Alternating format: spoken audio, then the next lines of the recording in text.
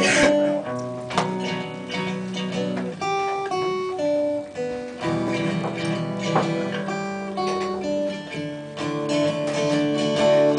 nauwe broek tot onder oksels, sandaal mijn sokken om.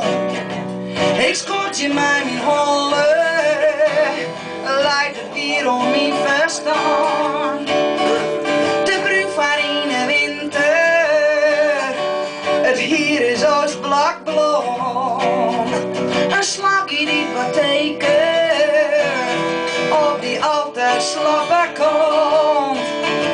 Ik kan het net letten, al houd ik maar mijn snuit. Ik zureer ik op het uiterlijk, maar ik schoor me de boezem.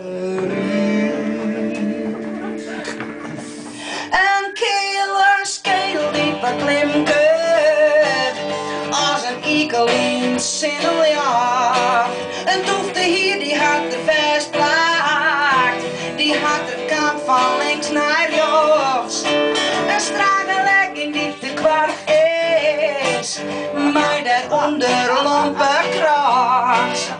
Ze rent als met ze schieten, nee dat is net om en op.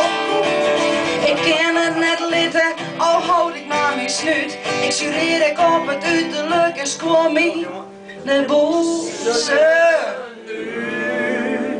En kan het gewoon beter. As the snow flies on a cold and gray Chicago morning, another little baby child is born in the ghetto, and his mama cries, 'cause if there's one thing that she don't need is another hungry mouth to feed in the ghetto.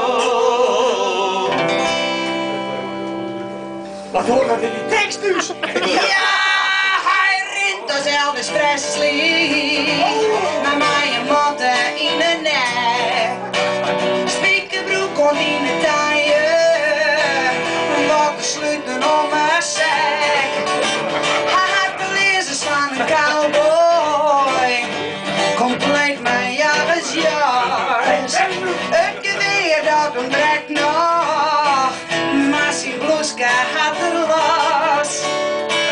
Ik kan het net litten, al houd ik maar mijn snuit. Ik jureer ik op het uiterlijk, maar ik schoon me.